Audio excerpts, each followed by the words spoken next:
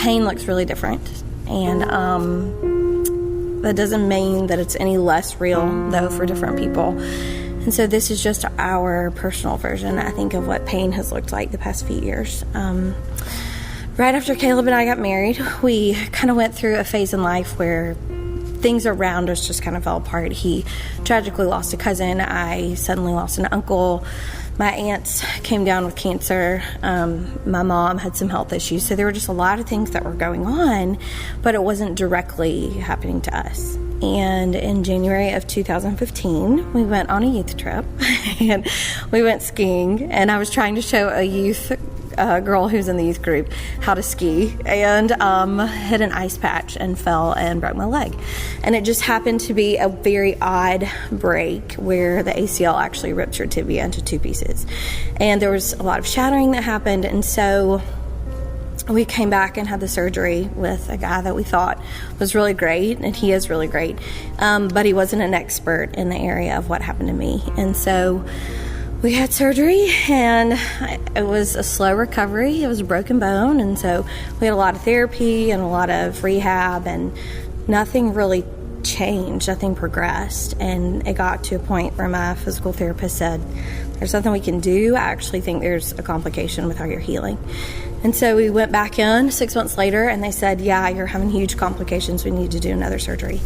And so we went through a second surgery again and kind of started the process over and went through more rehab and more medications and more figuring out what we couldn't do and what we could do, and my new limitations, going from the super active person to not even being able to walk more than like 10 minutes without extreme pain.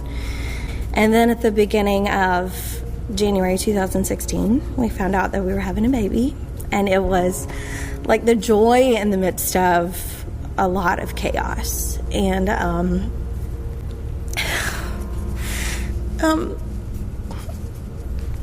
few months later, I woke up and I told Caleb, "I just don't feel normal. I feel like something's off." And that was the day that we found out we lost our baby.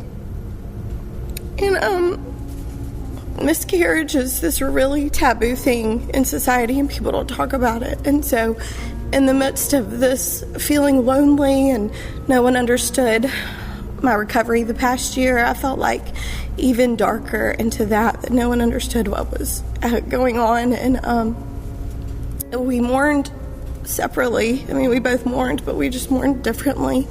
And so I think those few months, I mean, it's still hard days, but immediately after was really tough. And I went back to the doctor about my knee a few weeks later, and he said things are actually not healing correctly because the first doctor didn't do the correct surgery. He made a mistake in it. So we've got to go back. And I remember going home right after I left the doctor and just weeping in my driveway because I was so frustrated. Like, it had been a really hard time with physical pain and mental pain and emotional pain, and it just added this isolation to it. And I thought, "Lord, I don't have anything left. Like, I can't do this again." And I remember going through this list of things that I was telling the Lord that I was going through that he did not understand. And I started my list, and I didn't get very long. I didn't get very far into it, but I told the Lord, the first thing I said, "I'm in a lot of pain, and you don't understand." And immediately the cross came to mind. And he said, "I do get pain, and I do get physical pain, and it really, really hurts."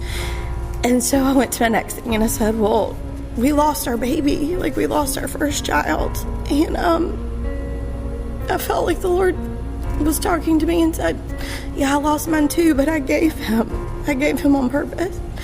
And I told the Lord, "But I feel so alone. I feel so isolated, and I feel like no one really understands." And he brought to mind how when he was on the cross, a lot of the disciples left him. And he said, "Yeah, I get that. I get what it feels like to be alone." And I realized sitting there that he really gets pain. And he gets, every time, he gets the mental pain and the physical pain and the emotional pain, and he relates really well. And I felt like he was saying to me, I had been telling people he's really good, but I didn't believe it.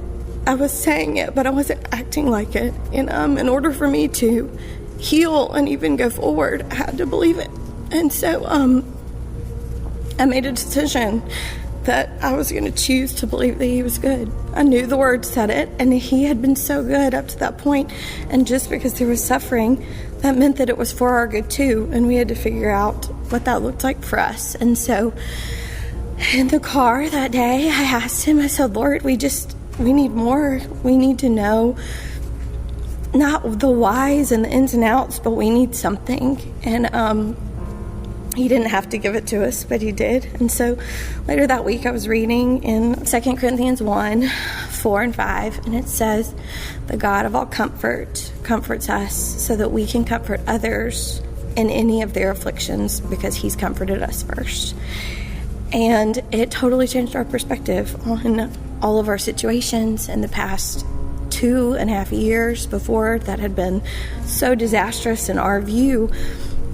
But I felt like the Lord was teaching us that with everything that was painful and with everything that was hard and with everything that felt like suffering that we didn't understand, he was slowly opening us up to love more people that we didn't know how to love before and relate to more people that we didn't know how to relate to. I mean, things didn't automatically get better, and we still had to grieve our baby, and we still had to go through another surgery and more therapy and more stress. But I felt like our perspective was different, and every time we faced it, we would look at each other and say, all right, our ministry, like our ability to relate, is just growing. It's just getting bigger. And this is our version of pain, but it was real, and it still feels real. So our baby was due on November 5th, and this year it was a Saturday, and that week I came to Caleb and said, I just can't be here this weekend. We need to go out of town or to the beach or somewhere, because it was just a hard week. It was harder than I thought it would be.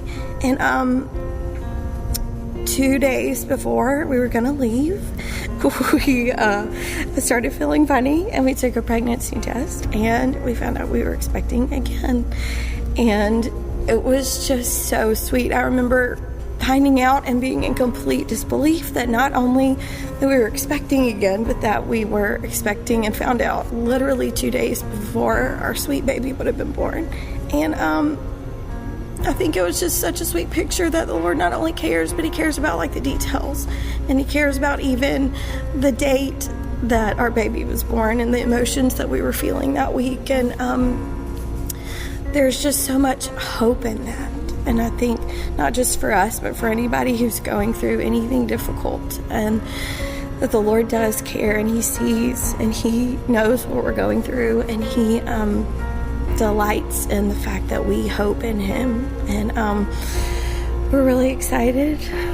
We have a baby due in July, and we're praying for a healthy baby. But keep hoping, because I feel like it's very easy to get in a dark place, and it's very easy to want to give up and to not see the reasons for things. But the Lord is good, and he will always be good.